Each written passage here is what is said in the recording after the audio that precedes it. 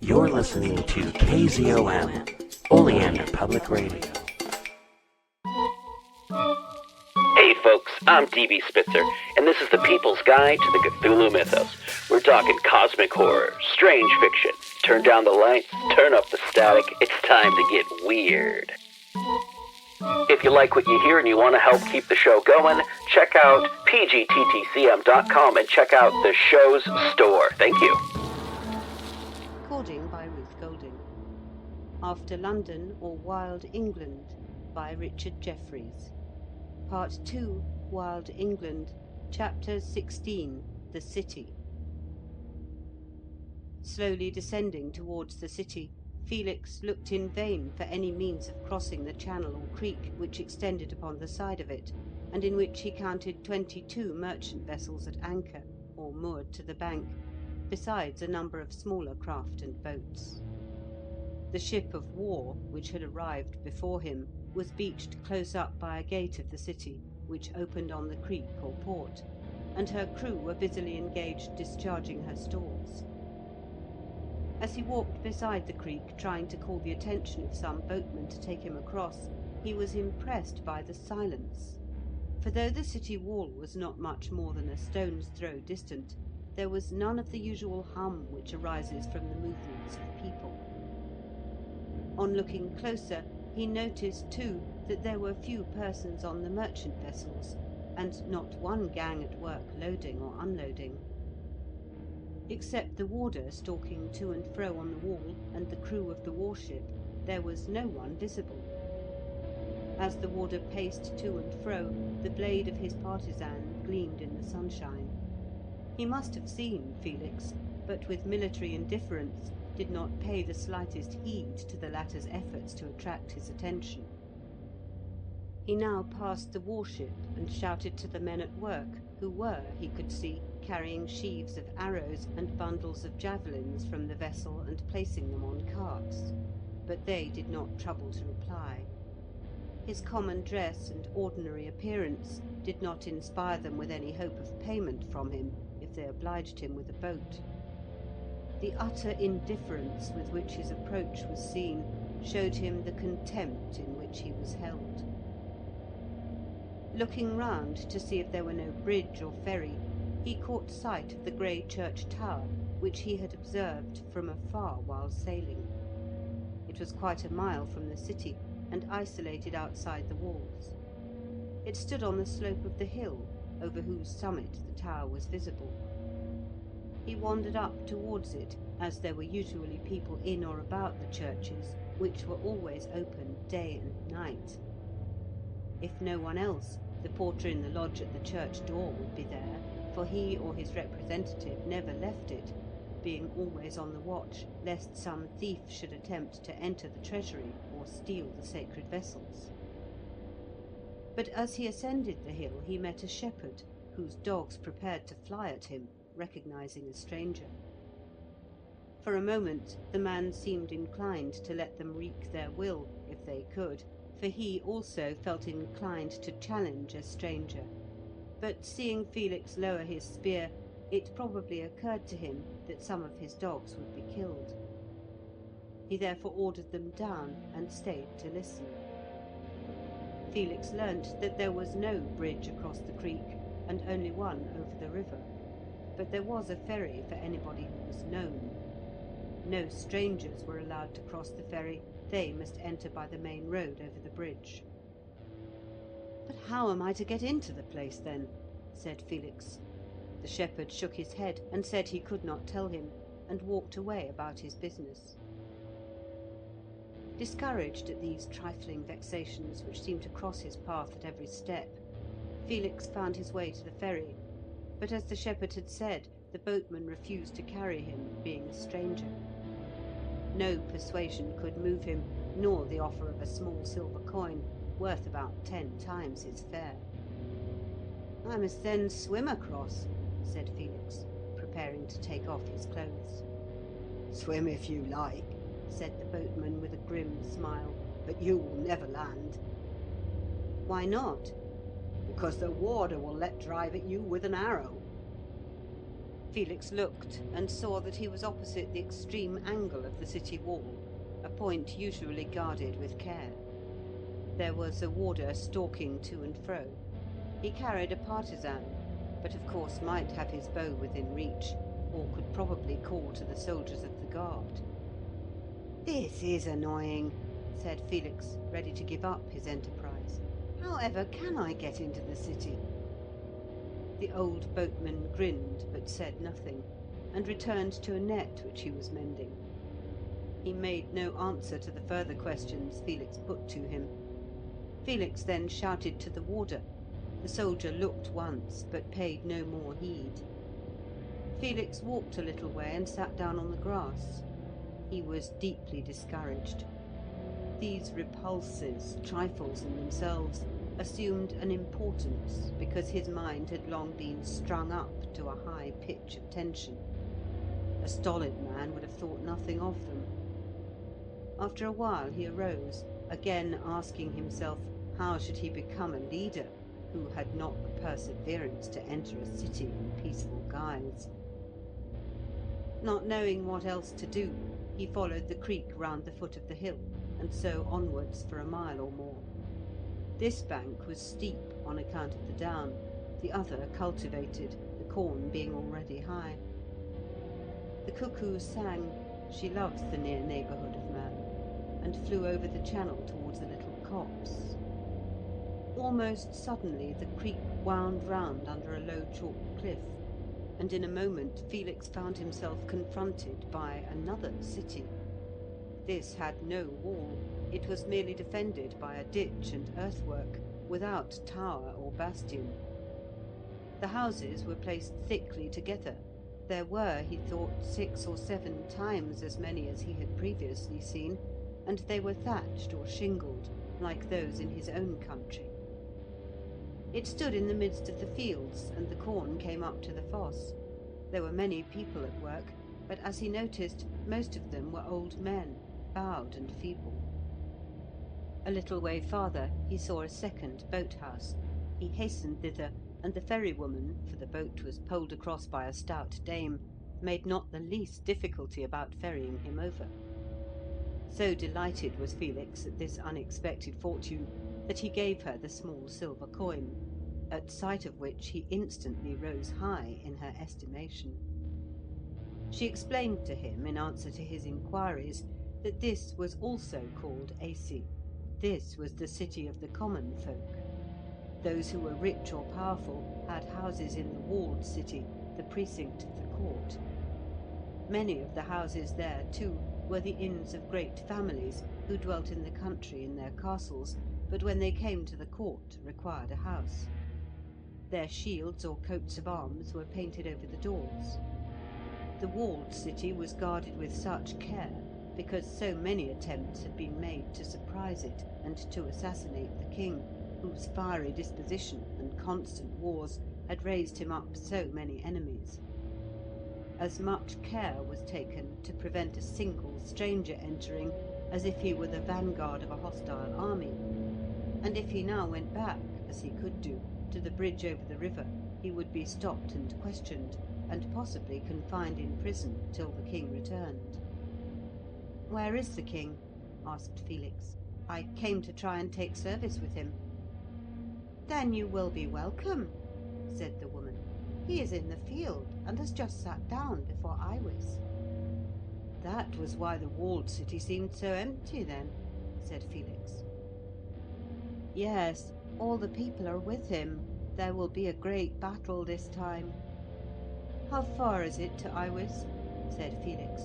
27 miles, replied the dame, "and if you take my advice you had better walk 27 miles there than 2 miles back to the bridge over the river." Someone now called from the opposite bank, and she started with the boat to fetch another passenger. "Thank you very much," said Felix, as he wished her good day. "But why did not the man at the other ferry tell me I could cross here?" The woman laughed outright. "Do you suppose he was going to put a penny in my way when he could not get it himself?" So mean and petty is the world. Felix entered the second city, and walked some distance through it, when he recollected that he had not eaten for some time. He looked in vain for an inn, but upon speaking to a man who was leaning on his crutch at a doorway, he was at once asked to enter, and all that the house afforded was put before him. The man with the crutch sat down opposite, and remarked that most of the folk were gone to the camp, but he could not, because his foot had been injured. He then went on to tell how it had happened, with the usual garrulity of the wounded. He was assisting to place the beam of a battering ram upon a truck. It took 10 horses to draw it, when a lever snapped and the beam fell. Had the beam itself touched him, he would have been killed on the spot. As it was, only a part of the broken lever or pole hit him. Thrown with such force, the weight of the ram driving it, the fragment of the pole grazed his leg and either broke one of the small bones that form the arch of the instep, or so bruised it that it was worse than broken.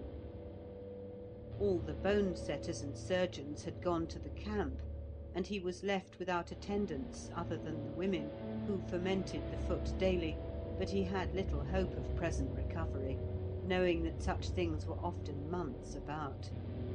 He thought it lucky that it was no worse, for very few he had noticed ever recovered from serious wounds of spear or arrow. The wounded generally died, only the fortunate escaped. Thus he ran on, talking as much for his own amusement as that of his guest. He fretted because he could not join the camp and help work the artillery. He supposed the ram would be in position by now and shaking the wall with its blow. He wondered if Baron Ingulf would miss his face. "Who's he?" asked Felix. "He is captain of the artillery," replied his host. "Are you his retainer?" "No, I am a servant." Felix started slightly, and did but just check himself from rising from the table. A servant was a slave. It was the euphemism used instead of the hateful word, which not even the most degraded can endure to bear. The class of the nobles to which he belonged deemed it a disgrace to sit down with a slave, to eat with him, even to accidentally touch him. With the retainers or free men, they were on familiar terms, though despotic to the last degree. The slave was less than the dog. Then, stealing a glance at the man's face, Felix saw that he had no moustache. He had not noticed this before. No slaves were allowed to wear the moustache. This man, having been at home ill some days, had neglected to shave, and there was some mark upon his upper lip. As he caught his guest's glance, the slave hung his head, and asked his guest in a low and humble voice not to mention this fault. With his face slightly flushed, Felix finished his meal. He was confused to the last degree. His long training and the tone of the society in which he had moved, though so despised a member of it, prejudiced him strongly against the man whose hospitality was so welcome. On the other hand, the ideas which had for so long worked in his mind in his solitary intercommunings in the forest were entirely opposed to servitude. In abstract principle, he had long since condemned it and desired to abolish it, but here was the fact. He had eaten at a slave's table and sat with him face to face. Theory and practice are often strangely at variance. He felt it an important moment. He felt that he was himself, as it were, on the balance. Should he adhere to the ancient prejudice, the ancient exclusiveness of his class, or should he boldly follow the dictate of his mind? He chose the latter, and extended his hand to the servant as he rose to say goodbye. The act was significant. It recognized man as distinct from caste. The servant did not know the conflict that had taken place, but to be shaken hands with at all even by a retainer, as he supposed Felix to be, was indeed a surprise. He could not understand it. It was the first time his hand had been taken by anyone of superior position since he had been born. He was dumb with amazement, and could scarcely point out the road when asked. Nor did he take the small coin Felix offered, one of the few he possessed. Felix therefore left it on the table, and again started. Passing through the town, Felix followed the track which led in the direction indicated. In about half a mile it led him to a wider track, which he immediately recognised as the main way and road to the camp by the ruts and dust, for the sward had been trampled down for 50 yards wide, and even the corn was cut up by wheels and horses' hoofs. The army had passed, and he had but to follow its unmistakable trail. That vintage tone that you can't forget. It's probably on reverb.com and still humming with history and memory. Reverb, the past still plays. Find out more. Check out the show notes. Reverb.com. Back to the show. Recording by Ruth Golding. After London or Wild England by Richard Jefferies. Part 2, Wild England. Chapter 17, The Camp. Felix walked steadily on for nearly 3 hours, when the rough track, the dust and heat, began to tell upon him, and he sat down beside the way. The sun was now declining, and the long June day tending to its end. A horseman passed, coming from the camp, and as he wore only a sword and had a leathern bag slung from his shoulder, he appeared to be a courier. The dust raised by the hoofs, as it rose and floated above the brushwood, rendered his course visible. Some time afterwards, while he still rested, being very weary with walking through the heat of the afternoon, he heard the sound of wheels, and 2 carts drawn by horses came along the track from the city. The carts were laden with bundles of arrows, perhaps the same he had seen unloading that morning from the warship, and were accompanied only by carters. As they approached, he rose, feeling that it was time to continue his journey. His tired feet were now stiff, and he limped as he stepped out into the road. The men spoke, and he walked as well as he could beside them, using his boar spear as a staff. There were 2 carters with each cart, and presently, noting how he lagged and could scarce keep pace with them, one of them took a wooden bottle from the load on his cart and offered him a draught of ale. Thus somewhat refreshed, Felix began to talk, and learnt that the arrows were from the vessel in whose track he had sailed, that it had been sent loaded with stores for the king's use by his friend the Prince of Quinton, that very great efforts had been made to get together a large army in this campaign, first because the city besieged was so near home and failure might be disastrous, and secondly because it was one of 3 which were all republics, and the other 2 would be certain to send it assistance. These cities stood in a plain but a few miles apart, and in a straight line on the banks of the river. The king had just sat down before the first, vowing that he would knock them down one after the other like a row of 9-pins. The carters asked him in return whose retainer he was, and he said that he was on his way to take service, and was under no banner yet. "Then," said the man who had given him a drink, "if you are free like that, you had better join the king's levy, and be careful to avoid the Baron's war. For if you join either of the Baron's war, they will know you to be a stranger, and very likely, if they see that you are quick and active, they will not let you free again, and if you attempt to escape after the campaign, you will find yourself mightily mistaken. The Baron's captain would only have to say you had always been his man, and as for your word, it would be no more than a dog's bark. Besides which, if you rebelled, it would would be only to shave off that moustache of yours and declare you a slave. And as you have no friends in camp, a slave you would be." "That would be very unjust," said Felix. "Surely the king would not allow it." "How is he to know?" said another of the carters. "My brother's boy was served just like that. He was born free, the same as all our family, but he was fond of roving, and when he reached Quinton he was seen by Baron Robert, who was in want of men, and being a likely young fellow, they shaved his lip and forced him to labour under the thong. When his spirit was cowed and he seemed reconciled, they let him grow his moustache again, and there he is now, a retainer, and well treated. But still it was against his will. Jack is right. You had better join the king's levy."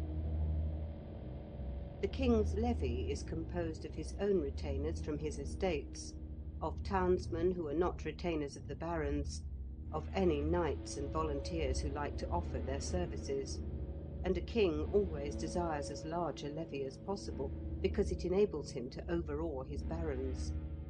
These, when their war or forces are collected together in camp, are often troublesome and inclined to usurp authority.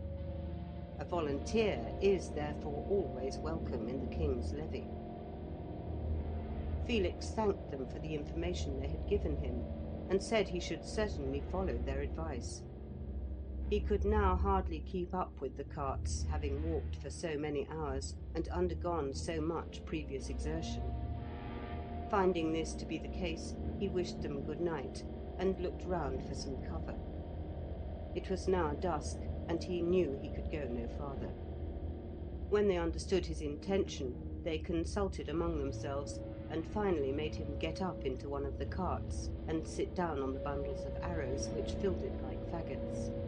Thus he was jolted along, the rude wheels fitting but badly on the axle, and often sinking deep into a rut.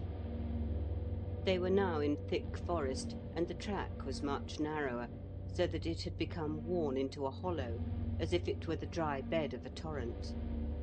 The horses and the carters were weary, yet they were obliged to plod on, as the arms had to be delivered before the morrow. They spoke little, except to urge the animals. Felix soon dropped into a reclining posture.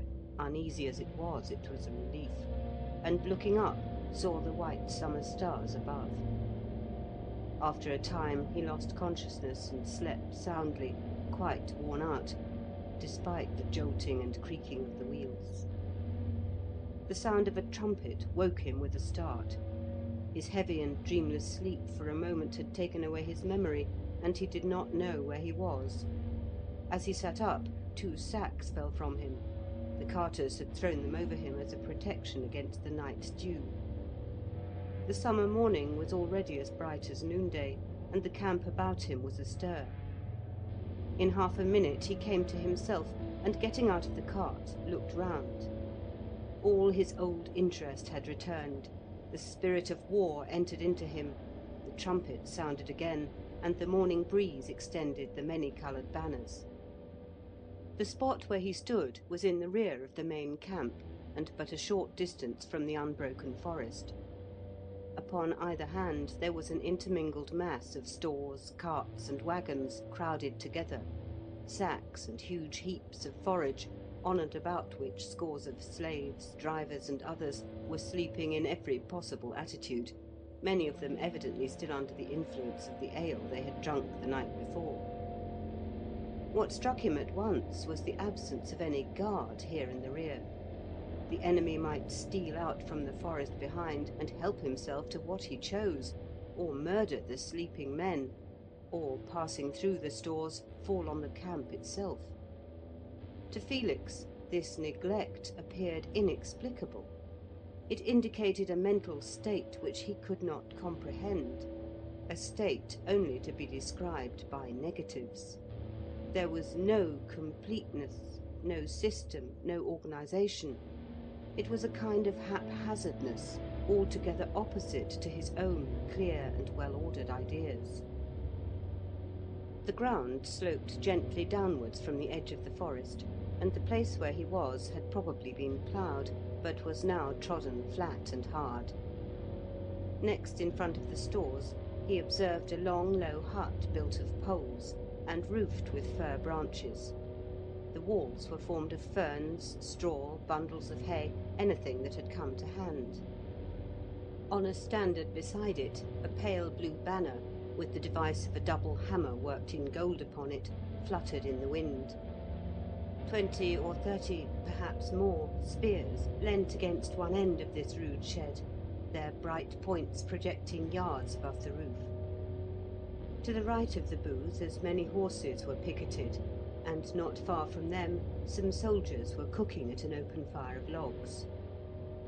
As Felix came slowly towards the booth, winding in and out among the carts and heaps of sacks, he saw that similar erections extended down the slope for a long distance. There were hundreds of them, some large, some small, not placed in any order, but pitched where chance or fancy led, the first comers taking the sites that pleased them, and the rest crowding round. Beside each hut stood the banner of the owner, and Felix knew from this that they were occupied by the barons, knights, and captains of the army.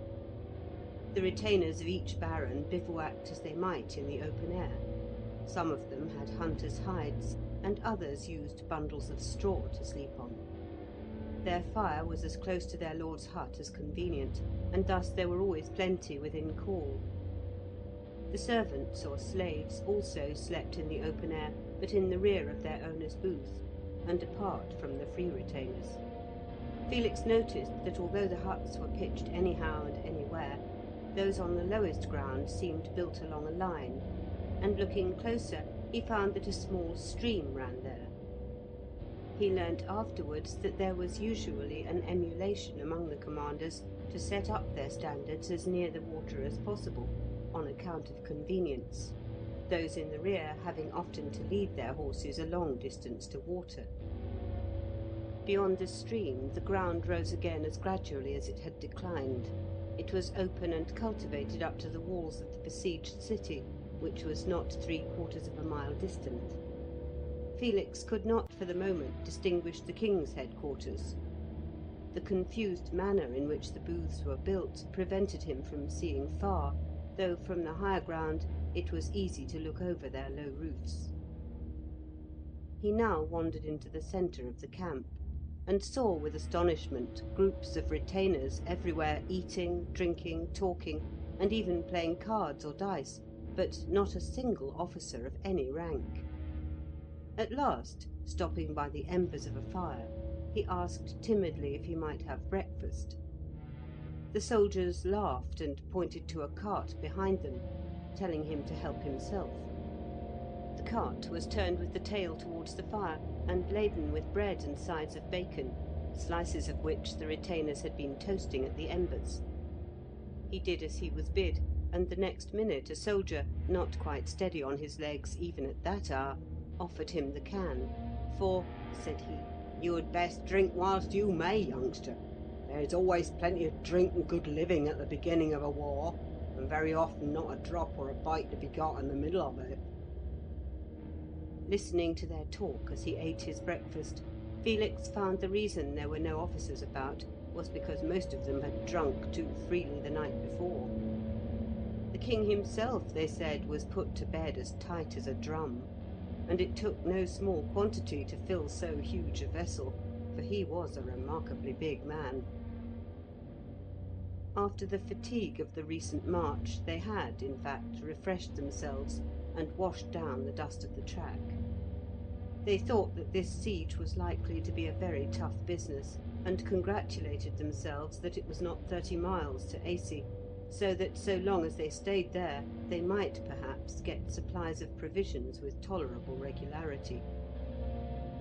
"But if you're over the water, my lad," said the old fellow with the can, picking his teeth with a twig, "and have got to get your victuals by ship, by George, you may have to eat grass, or gnaw boughs like a horse." None of these men wore any arms, except the inevitable knife.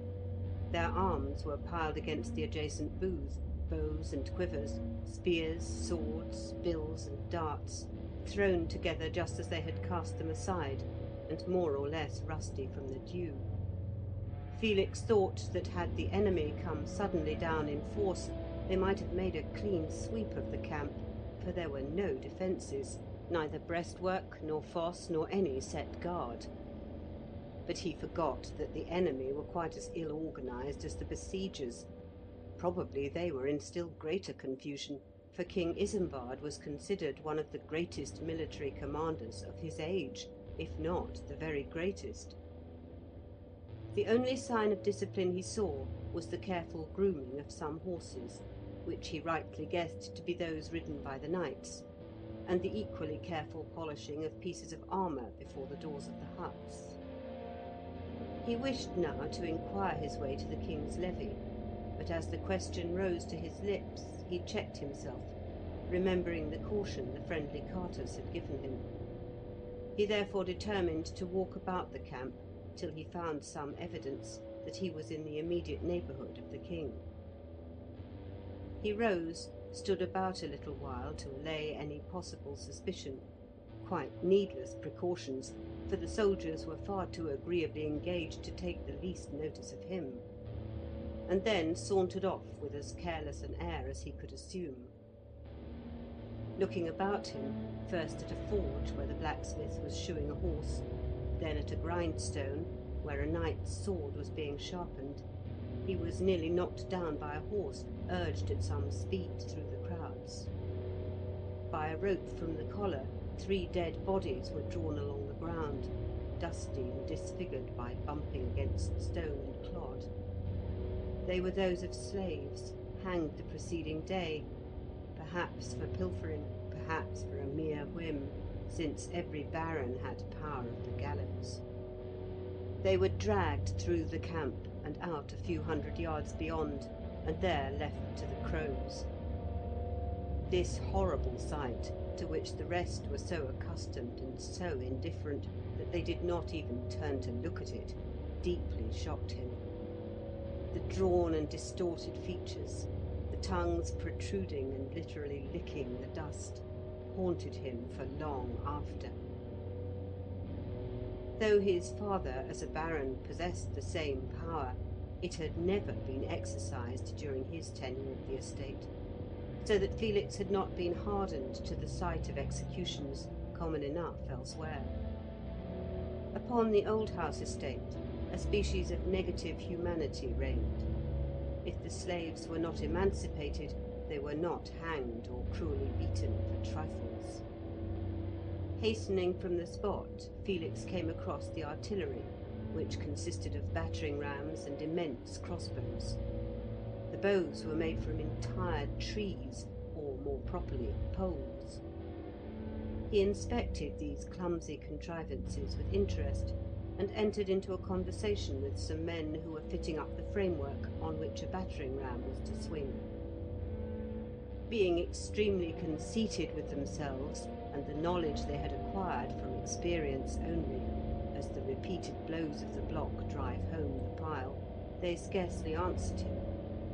But presently, as he lent a hand to assist, and bore with their churlishness without reply, they softened, and, as usual, asked him to drink, for here and throughout the camp the ale was plentiful, too plentiful for much progress. Felix took the opportunity and suggested a new form of trigger for the unwieldy crossbows. He saw that as at present discharged it must require some strength, perhaps the united effort of several men, to pull away the bolt or catch. Such an effort must disconcert the aim. These crossbows were worked upon a carriage, and it was difficult to keep the carriage steady even when stakes were inserted by the low wheels. It occurred to him at once that the catch could be depressed by a lever, so that one man could discharge the bow by a mere pressure of the hand, and without interfering with the aim. The men soon understood him, and acknowledged that it would be a great improvement. One, who was the leader of the gang, thought it so valuable an idea that he went off at once to communicate with the lieutenant, who would, in his turn, carry the matter to Baron Ingolf, master of the artillery. The others congratulated him and asked to share in the reward that would be given to him for this invention. To whose war did he belong? Felix answered, after a little hesitation, to the king's levy. At this they whispered among themselves, and Felix, again remembering the carter's caution, said that he must attend the muster. This was a pure guess, but that he would return directly afterwards. Never for a moment suspecting that he would avoid the reward they looked upon as certain, they made no opposition, and he hurried away. Pushing through the groups, and not in the least knowing where he was going, Felix stumbled at last upon the king's quarters.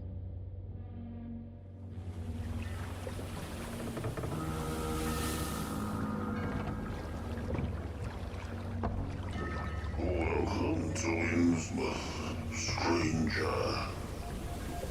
Hi, I'm Rob Whiten from the Innsmouth Book Club. Join me and my fellow guide John Chadwick as we take you on a fortnightly tour of Innsmouth. We visit places such as the Picture House, the Library and Innsmouth Museum to discuss all aspects of weird fiction, whether it be book, film, music, TV or art. As well as that, we stop over at the Gilman House to have a chat with a resident guest. That includes authors, artists, musicians, in fact Lovecraftian creatives of all types. You can find our free shows on Patreon, and there you can also sign up as a patron, which brings you bonus content, plus a monthly PDF copy of Innsmouth News, which features articles, author spotlights, all the latest news and reviews, and more. You can find us at patreon.com/InnsmouthBC. We hope to see you soon, because remember, Innsmouth isn't just a place, it's a state of mind. Check out the show notes or go to pgttcm.com for more information. And also check us out on Facebook, Instagram, YouTube, and all the other places where podcast stuff exists. All right, back to the show. Legacy Door, a lurker from space casts a shadow over time. We opened our eyes upon the human world. We found ourselves lying on an especially yielding bed in a room displaying scattered relics of their shallow past, tied together by more recently produced items meant to blend with the relics. Typical. A sensitive journalist dreams of unknown lives. Seems like every time I close my eyes, they get stronger. I can't even say the last time I had a normal sleep, let alone a dreamless one. An outspoken lawyer defends the suspect in an unspeakable crime. And that client was Jonathan Strauss, held for the murder of his daughter Abigail and her companion Harrison Reese. And a stalwart investigator tries to drag it all into the light. Some of the Reeses and the Strausses have been involved with something that seems to include an obsession with bloodlines and longevity for at least decades. Legacy Door is a weekly cosmic horror mystery podcast. An ensemble of actors tell a story, also available in paperback, Kindle, and audio.